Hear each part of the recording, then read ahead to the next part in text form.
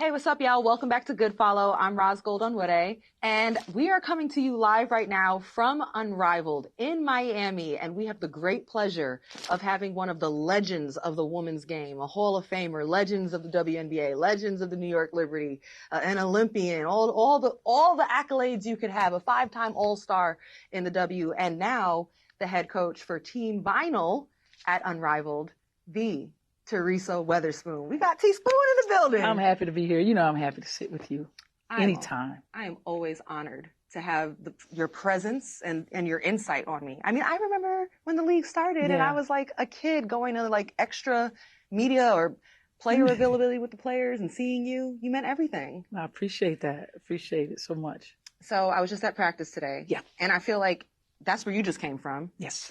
Every time that I am at your Sunday practice, there's gospel music on. Mm-hmm. So how do you use music to set up the vibes and the tone for your practices in gym? Well, for me, I'm a gospel listener every day. I really don't play anything other than it's my motivational piece. And with the group that I'm with every Sunday, it's not me that put it on. They put it on.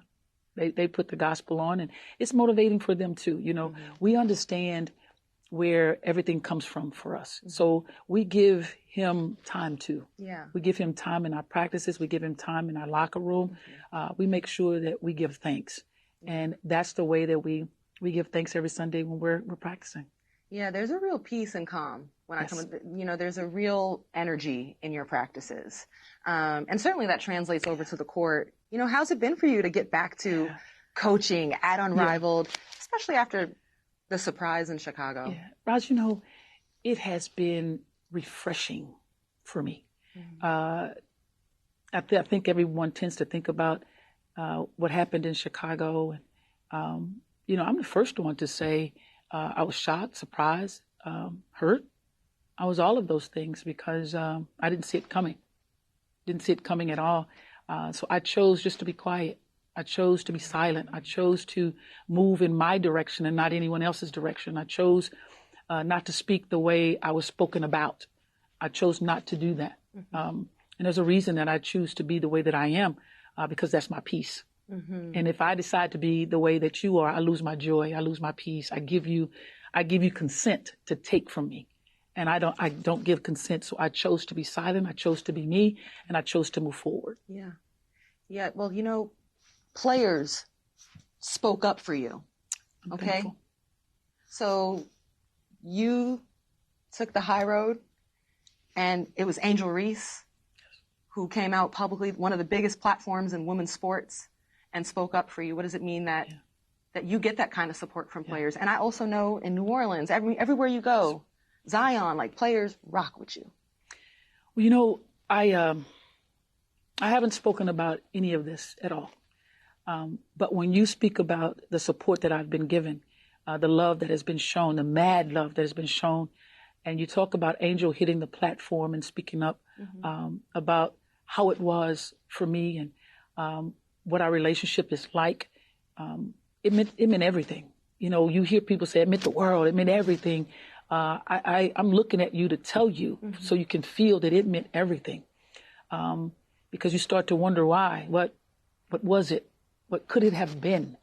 And when you have someone to stand with who she is and uses her platform and stand the way that she did, it meant everything to me, to my career, to what I've worked so hard for just one little thing like that could come in and destroy what you worked for.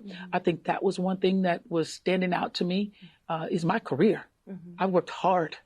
I've worked extremely hard, harder than what anyone could ever imagine, to be in the position that I'm in. I've taken bumps, bruises, hits. I've taken all of that, and I'm still standing. So in my eyes, you got to really hit me hard for me to fall. You got to hit me really hard for me to fall. And I'm not going to fall. I'm not going to break. I'm going to still stand. And when you have someone speaking up for you, the way that Angel came forth, the way that Zion came forth, the way the other players came forth, just the W in general, and all the fans who've known me for all my life, and especially my family. When they stood, I was fine. There's no way that I wasn't going to stay standing. Right. There's no way. You just find a way to move forward, knowing that when your chance comes, you stand in it. And my chance came here in Unrivaled. And I'm with an incredible team They are so great at what they do, incredible at what they do. But one thing that I like the most about them is they are still sponges. They still want more. And when you are that good at what you do and you want more every day, that says a lot about who you are. That says that you want to be coached as hard as you can be coached. And that makes it easy for me to walk into that arena every day with the peace and the joy and the calm that you see in the practice. It starts with them. Yeah. It starts with them of holding themselves accountable, not having to be held accountable, but they take themselves, hold themselves accountable to their actions. And it makes it easy for me to hold them accountable, because once you gain a relationship, it's easy to have that conversation, the strongest and probably the deepest conversations. It makes it easy because now I know who you are and why you do what you do.